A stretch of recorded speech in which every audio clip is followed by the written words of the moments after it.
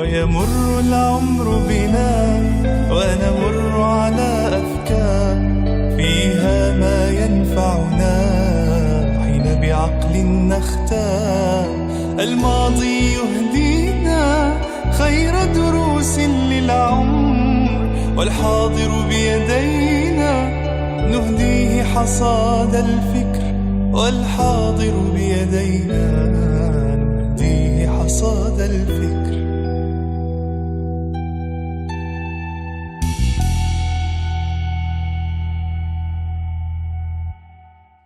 بسم الله الرحمن الرحيم، الحمد لله والصلاة والسلام على رسول الله.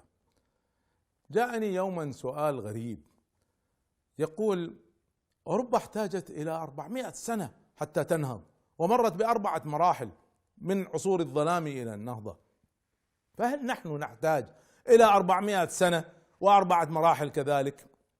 سألت بعض الشباب هذا السؤال، وهناك كان شبه إجماع على وجود تفاؤل، وأحيي هذه الروح، روح التفاؤل التي أجدها في الشباب، أننا نعم سنقود البشرية من جديد، وأننا لن نحتاج هذه المدة. نعم، جاءتني بعض الإجابات التي فيها يأس، بل جاءت بعض الإجابات غريبة جدا. قالوا احنا أصلا كعرب مثلا ومسلمين، لكن كعرب بشكل خاص لا نصلح للنهضة، نحن أمة مشكلجية، هؤلاء بس عندنا شطارة في مشاكل، ونحن نصنع مشاكل لأنفسنا ومصانع ومشاكل لكل البشر. أي يأس هذا؟ البشر متساوون في ذكائهم وفي قدراتهم، يبقى بعد ذلك هو وجود منهج وقيادة وخطة. طبعا لن نحتاج إلى 400 سنة، ولن نحتاج إلى 4 مراحل، لن نحتاج وقت مثلهم. وأعطيكم الأسباب، هو ليس تفاؤل فقط لأجل التفاؤل وبث روح التفاؤل. أولا، نحن نعيش اليوم في ظلال صحوة إسلامية عمرها أكثر من 100 سنة.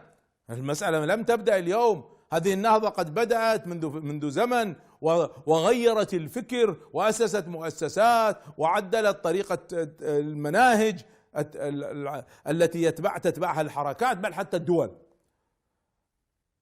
أيضا اليوم نحن نعيش في ظل تقنية وطرق تواصل غير مسبوقة في البشرية، هذه سهلت تبادل التجارب، ونتعلم من الناس ونتعلم من بعضنا، والحركات تتعلم من بعضها بعد ذلك الانقطاع الطويل الذي كان في التاريخ. أيضا لا ننسى أن بعض دولنا نهضت نهضة حقيقية، بعض دولنا هي ضمن 20 الأوائل، بل حتى 10 الأوائل في التعليم وفي البنية التحتية وفي كثير من المجالات. نحن لا نبدأ من جديد.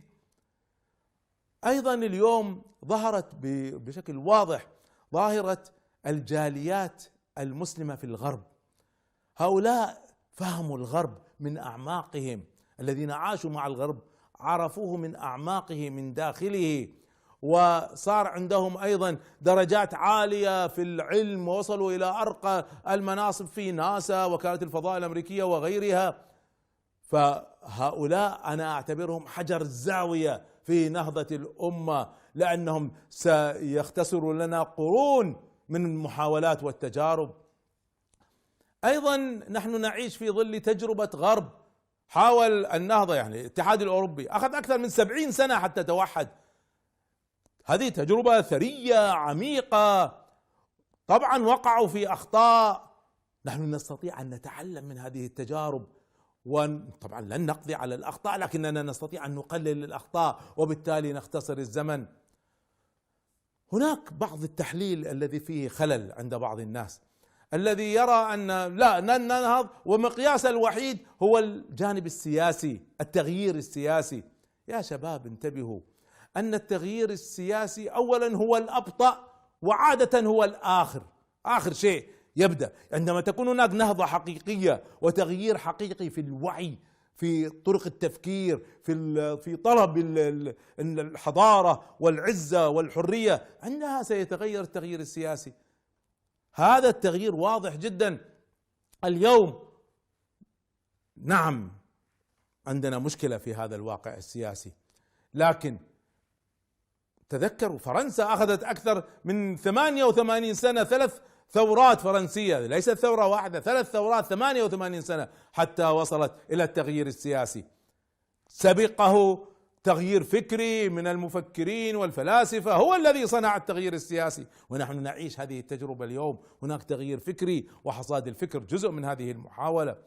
أيضا بدأ ينشأ عندنا جيل من العلماء الشباب العاملين الأحرار الذين سيغيروا فهم الناس للدين والحياة. أنا في تقديري نحتاج 20-30 سنة حتى ندخل التنافس، ويمكن 50-80 سنة حتى نقود البشرية من جديد. وتذكروا أن ألمانيا واليابان كانت منهارة في الحرب العالمية الثانية، و20 سنة صارت من الدول العظمى. نحن قادرون أن نقود البشرية من جديد، فلا تيأسوا.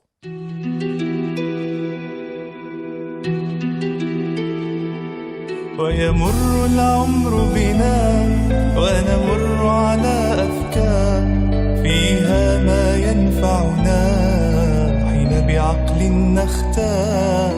الماضي يهدينا خير دروس للعمر، والحاضر بيدينا نهديه حصاد الفكر، والحاضر بيدينا نهديه حصاد الفكر.